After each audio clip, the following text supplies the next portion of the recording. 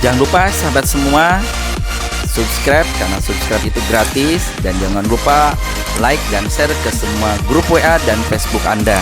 Semoga yang menge-share ke semua grup WA menjadi amal kebaikan Anda di akhirat nanti. Sukses selalu, salam dahsyat, salam luar biasa.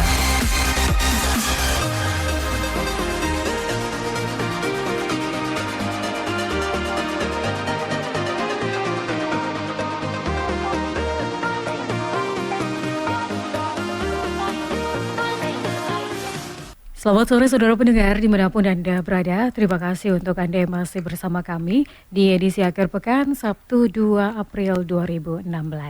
Dan saudara, seperti yang sudah Anda dengarkan di edisi sore hari ini, kami akan hadirkan untuk Anda dialog interaktif, yaitu dialog spiritual terkait dengan tema meraih sukses dan menyelesaikan masalah.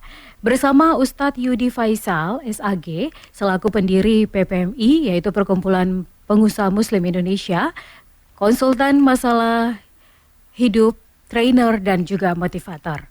Dan juga bersama dengan salah satu panitia penyelenggara seminar yang akan dilaksanakan, yaitu Bapak Iqbal. Dan untuk Anda ketahui di sore hari ini, dialog interaktif saya Laura bersama dengan Bung David. Silakan Bung David. Terima kasih rekan Laura. Assalamualaikum warahmatullahi wabarakatuh Pak Ustadz. Selamat berjumpa di Radio Publik Mimika bersama dengan sahabat Bapak Iqbal. Bapak Iqbal. Apa kabar Bapak Iqbal? Sehat walafiat ya. Sore hari ini kita berbicara tentang satu topik yang sangat menarik bagi hidup dan kehidupan manusia. Yang tadi disampaikan oleh rekan saya Laura bahwa meraih sukses dengan menyelesaikan masalah dengan cara Allah Subhanahu wa Ta'ala. Ini menarik, artinya dengan cara Tuhan. Nah, sebagai manusia yang percaya kepada Tuhan, dia pasti meyakinkan dirinya kalau berusaha dengan cara halal dia pasti bisa. Nah, ini pasti nanti Ustadz akan menjelaskan kepada siapa saja yang ingin maju dan jangan stres ya Ustadz ya. Ya mari kita dengarkan ini. Nah, kemudian Ustadz Yudi Faisal ini juga salah seorang pendiri dari mana tuh rekan Laura? Pendiri PPMI, ya, yaitu apa arti Perkumpulan PPMI itu? Pengusaha Muslim Indonesia. Tolong Bapak jelaskan dulu. Ini yang awal supaya ada perkenalan antara kita dengan audiens kita. Oke, terima kasih. Jadi saya membuat komunitas ini dilatar belakangi dari banyak permasalahan sahabat kita gitu ya. Permasalahan sahabat kita ini macam-macam, dari bab hutang, bab ketipu dan sebagainya. Saya mulai dari sebuah seminar. Sebenarnya saya mulai dari konsultan di rumah. Saya berpikir dengan konsultasi, kenapa tidak melebar? Akhirnya saya buat seminar. Kebetulan saya komunitas itu saya buat 4-5 tahun yang lalu. Dan akhirnya sekarang sudah momentumnya sudah besar. Saya ngumpulin teman-teman yang tadi mau sevisi dengan saya benerin. Jadi kalau saya beragama, kebetulan saya Muslim. Saya nggak mungkin seorang beragama punya masalah nggak ada solusi. Jangan jadi orang beragama, kalau saya gitu aja. Semua masalah agama apapun itu masalahnya ada. Kalau saya di Muslim semua ada di Al-Quran. Disebut dengan ihdinas shiratal mustaqim, jalan yang lurus. Semua ada petanya, tata caranya. Seperti halnya gini Pak, di dalam suatu alat elektronik pasti ada petunjuknya. Betul. Nah, manusia itu kadang-kadang bahkan sampai ada garansinya gitu kan. Nah, cuma kadang-kadang kita nggak ngikutin prosedurnya. Kita langgari lagi. Betul. Akhirnya kita susah sendiri kan Ustaz ya. Nah, makanya nanti kalau orang itu sudah tahu caranya, itu nggak bikin stres tuh. Yang stres itu gini Pak. Usianya itu ketuaan, masalah kegedean, ilmunya yang gak nyampe. Itu aja. Iya. Jadi kayak kelas 4 ujiannya, terus ujiannya kelas 4 gitu, tapi ilmunya baru kelas 2. Kelas 2. Kalau umurnya sudah SMA. Iya. Nah, itu tadi yang saya sebut, katanya dia kalau bahasa di alam Islam itu namanya kagak ngaji, Pak. Nah, ngaji kita ini hanya batas baca Arabnya tapi dia nggak paham, nggak memahami, nggak mempraktekkan. Semua masalah ada di Al-Quran dan hadis. Cuma sekali lagi, saya akan memberikan semangat bagaimana kita cara bicara langsung live dengan Allah. Nah, itu besok akan saya kupas habis makanya para peserta pastikan bawa Al-Quran. Nanti di situ ada cara-caranya. Dan acara ini memang mohon maaf semua agama boleh ikut karena kebetulan saya kira ini baik ini. Iya, baik karena semua konsul masalah di situ. Bahkan kemarin kita di Bandung ada dari Hindu, Buddha, Kristen, semua hadir. Dia belajar bareng-bareng. Karena kita semua visinya sama, ingin hidup berubah menjadi lebih baik gitu ya. Dan emang saya spesial di konsultan hutang, Pak. Betul. Nah, Ini karena masalah hutan ini hutan rimba atau hutan yang menghabiskan kantong ini? Hutan itu. Hutang ini, Pak.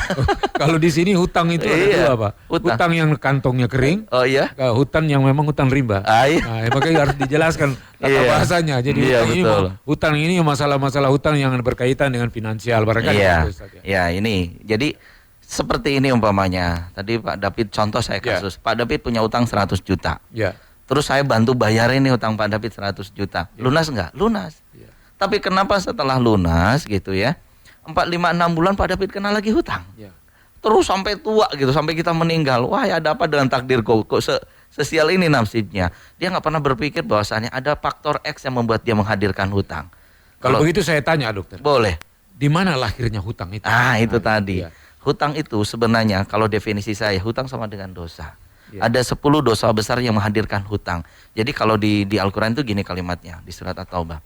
Sesungguhnya orang munafik tidak merhatikan bahwasanya mereka diuji sekali sampai 2 kali setiap tahun, namun mereka tidak bertobat dan tidak mengambil pelajaran. Ya. Intinya gini Pak, Allah itu nguji kepada kita, itu taruhlah bab hutang. Nah dia yang menjadi masalah adalah kagak lulus. Tatkala punya hutang, dia kerja keras bukan cari Tuhan, bukan cari pertobatan.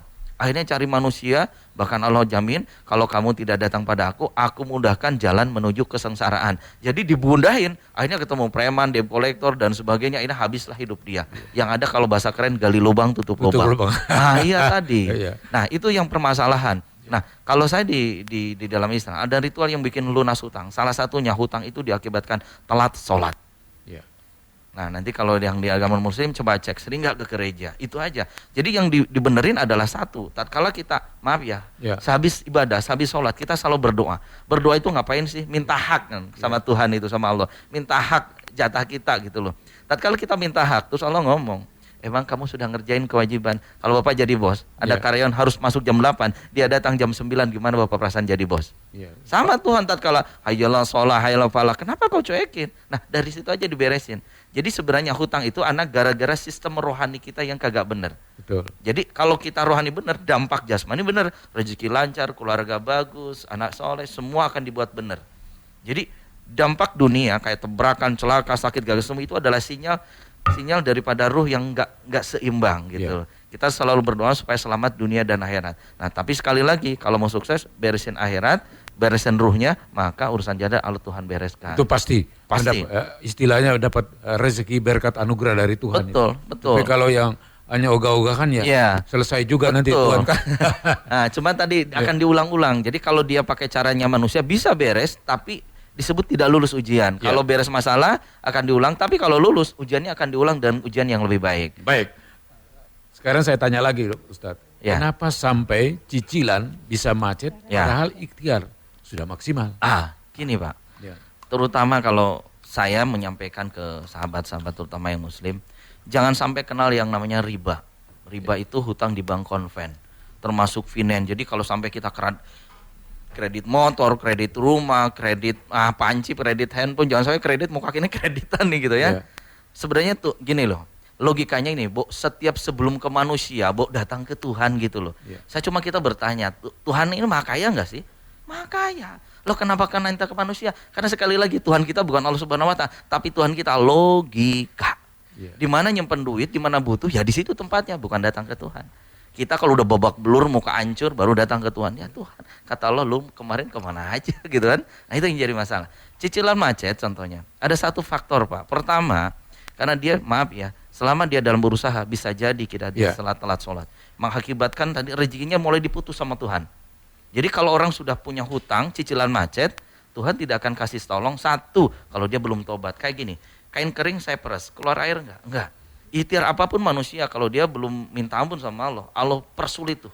Jadi ditutup pintu rezekinya. Jadi kata kuncinya, jangan meminta dulu, tapi cari ampunannya dulu. Baru Tuhan kasih.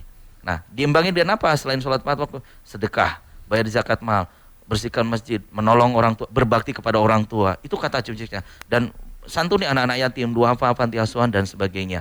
Itu kata kunci suksesnya. Jadi ini Pak, hutang lunas, cicilan lancar itu reward dari Tuhan karena kita sudah memantaskan diri.